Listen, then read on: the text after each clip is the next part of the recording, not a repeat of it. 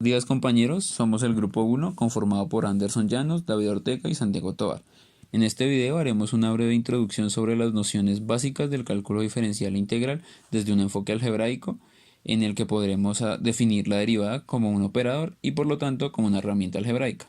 Todo esto dará paso a la definición asociada al concepto integral, que siempre se ha visto como la antiderivada, y terminamos pues con un método para calcular integrales de cocientes de polinomios conocido como el método de Hermite. Bueno, entonces damos paso a la siguiente definición. Consideremos f un campo de característica cero. Diremos que f es un campo de diferenciación si existe una función de f en sí mismo que cumple las siguientes dos propiedades: la propiedad de aditividad y la propiedad de la regla del producto. Es importante que consideremos f de característica cero, pues de aquí en adelante trabajaremos formalmente sobre el campo de fracciones de polinomios con coeficientes racionales, que claramente es de característica cero. Además de esto, si f fuera de característica positiva, vemos que el operador d, llamado operador diferencial, tiene muchos elementos cuya imagen es cero y pues eso no es lo que queremos. Podemos ver entonces pues algunas propiedades del operador diferencial, las cuales son fácilmente verificables gracias a la definición anterior. Además de esto, notamos que de haber tomado un campo de característica diferente de 0, la propiedad 4 tendríamos que si k es un múltiplo de m, la imagen de f a la k mediante d sería 0 para todo f en f. Y eso dificulta el estudio en el campo de las constantes, que definiremos más adelante. Por ejemplo, un campo de diferenciación familiar es el campo de las funciones racionales, es decir, las funciones de la forma p sobre q, donde p y q son polinomios con coeficientes racionales y q es un polinomio no nulo.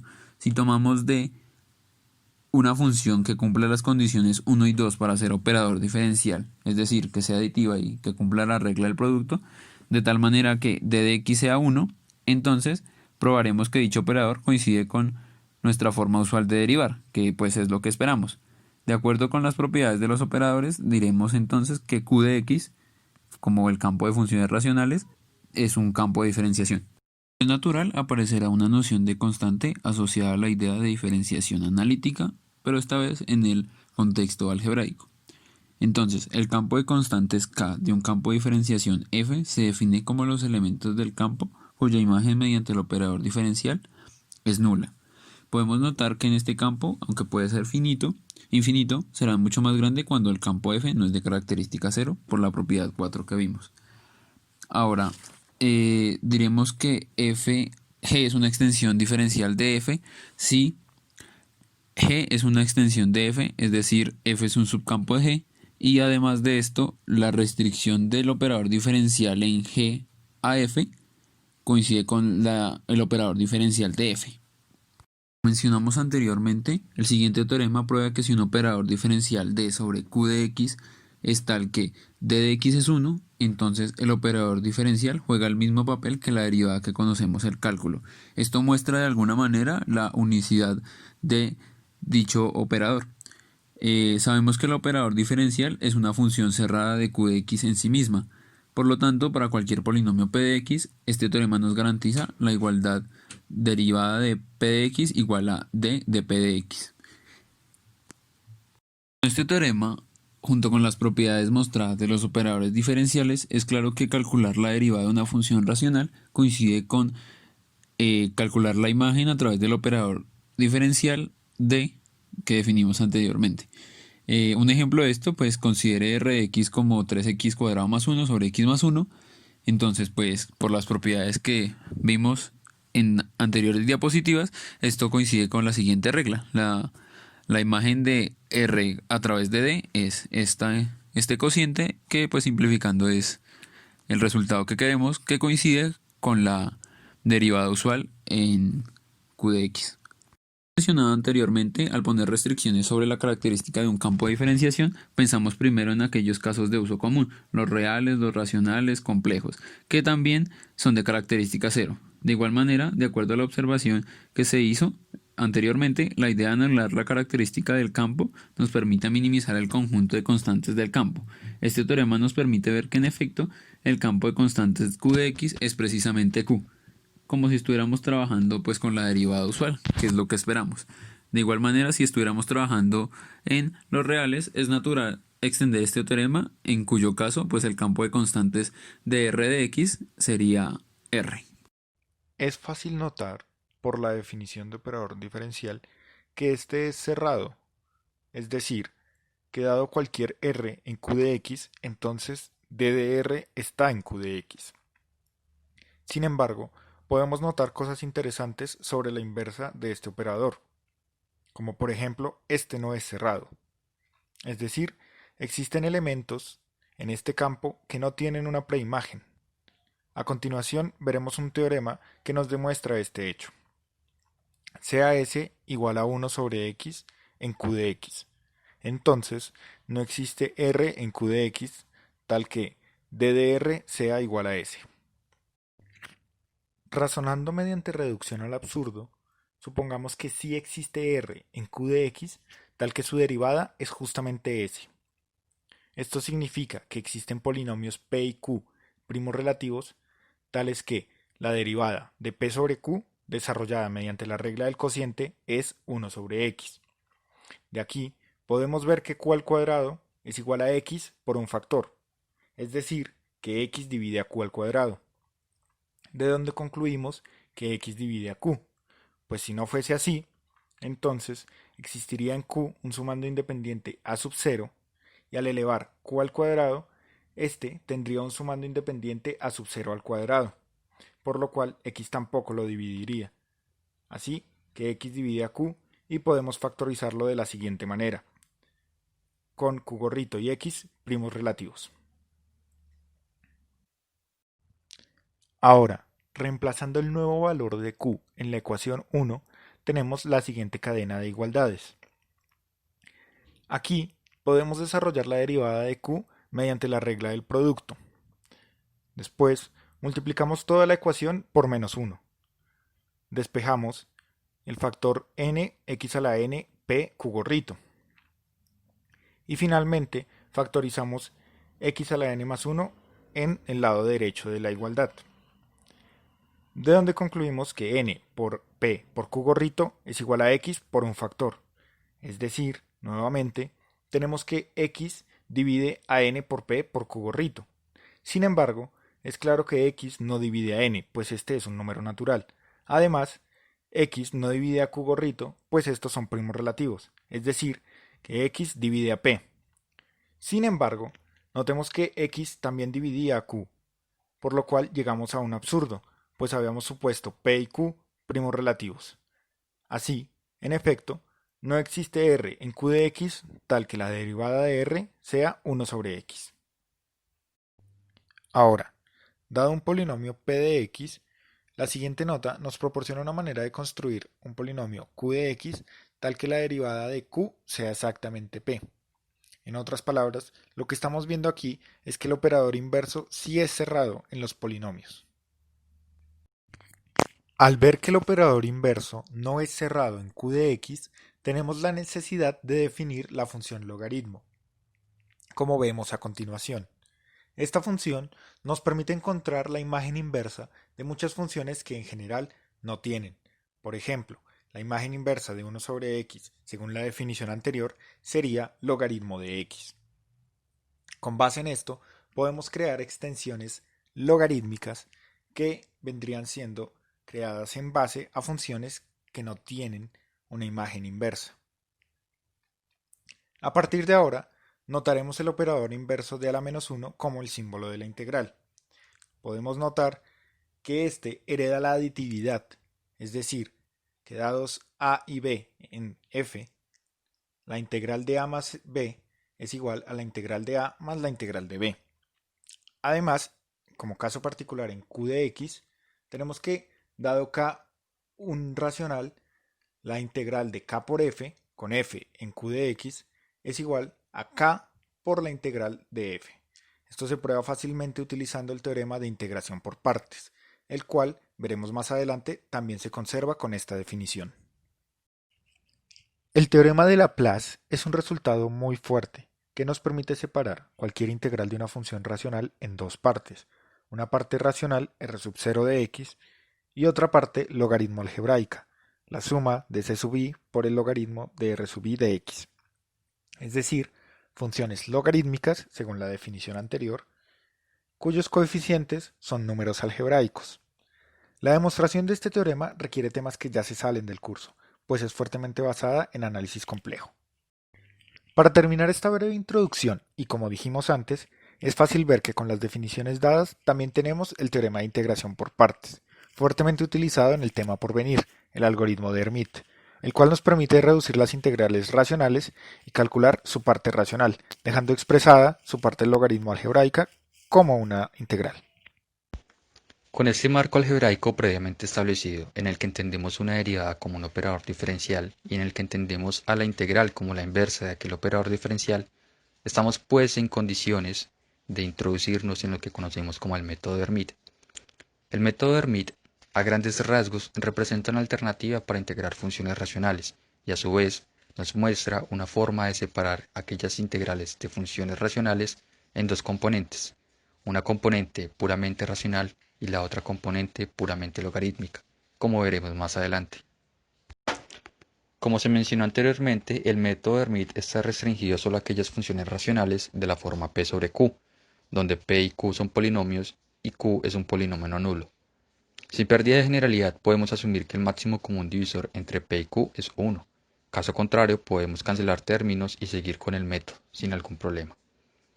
Cuando el grado de p sea mayor o igual que el grado de q, podemos realizar algoritmo de la división y encontrar únicos polinomios s y r tales que p puede ser reescrito como s por q más r, donde o bien r es igual a 0 o el grado de r es menor estricto que el grado de q.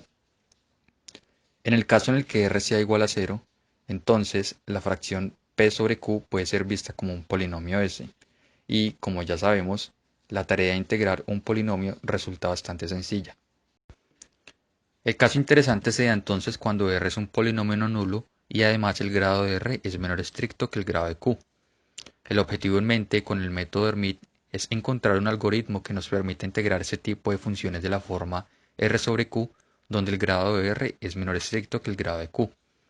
A este tipo de funciones se le conoce como función racional propia. Podemos notar además que siempre podemos suponer que q es mónico, pues en caso de que no lo sea, podemos factorizar su coeficiente principal, su coeficiente líder, y sacarlo fácilmente de la integral debido a la homogeneidad de esta.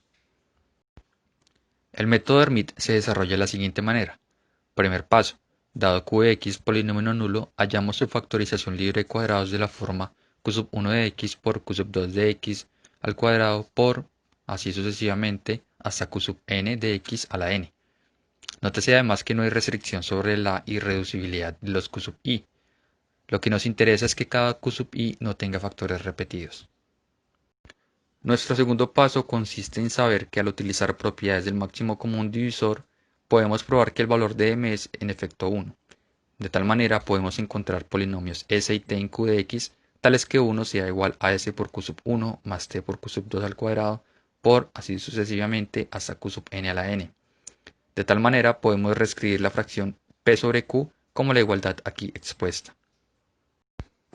Nótese que puede ser el caso en el que el grado de p por t sea mayor o igual que el grado de q sub 1. En este caso podríamos realizar algoritmo de la división y así obtener una expresión de la forma z sub 1 más a sub 1 sobre q sub 1. Sin embargo, es fácil notar que cuando esto sucede, o bien z sub 1 es 0, o bien ese término z sub 1 se puede cancelar con algún otro término que resulte de hacer algoritmo de la división a la expresión p por s sobre q sub 2 al cuadrado por, así sucesivamente hasta q sub n a la n. Una demostración más detallada de este hecho la podemos hallar en el documento escrito que se anexa a este video. Para nuestro tercer paso, siguiendo el proceso que se expuso en el segundo paso, podemos hallar una expresión para la fracción p sobre q de la forma p sobre q igual a sub 1 sobre q sub 1 más a sub 2 sobre q sub 2 al cuadrado más, así sucesivamente, hasta a sub n sobre q sub n a la n, donde o bien el grado de a sub i es menor estricto que el grado de q sub i a la i, o bien a sub i es igual a 0. Por lo tanto, el problema de calcular la integral de funciones racionales propias se reduce a saber calcular la integral de los términos de la forma a sub i sobre q sub i a la i. Para nuestro cuarto paso, como cada q sub m es libre de cuadrados, tenemos que, por teorema, el máximo común divisor entre q sub m y q sub m' es igual a 1. De tal manera, existen polinomios u y b en q de x tales que 1 es igual a u por q sub m más b por q sub m'. Si tomamos k igual a sub m por u y si tomamos h igual a sub m por b, tenemos que la integral de a sub m por q sub m a la m puede ser reescrita mediante la ecuación aquí expuesta. Nuestro quinto paso trata de una forma de reducción de la última integral aquí expuesta. Integrando por partes, si hacemos u igual a h y db igual a q sub m' sobre q sub m a la m, podemos ver que la integral de a sub m sobre q sub m a la m puede ser reescrita a través de la siguiente igualdad. Nótese que la última integral de la anterior igualdad es tal que el exponente del denominador ha sido reducido en 1, pues de ser q sub m a la m ha pasado a ser q sub m a la m menos 1. Bajo este lineamiento, nuestro sexto paso consiste precisamente en iterar este último proceso, pues la idea es conseguir que el exponente del q sub m que queda en la segunda integral se convierta en 1. De tal manera, podríamos escribir la integral original de a sub m sobre q sub m a la m como un r sub m más la integral de un s sub m sobre q sub m, donde r sub m es una expresión puramente racional y s sub m es un polinomio. Al haber realizado los 6 pasos anteriores para toda expresión de la forma a sub i sobre q sub i a la i, nuestro séptimo paso consiste en reunir todas aquellas expresiones en una sola.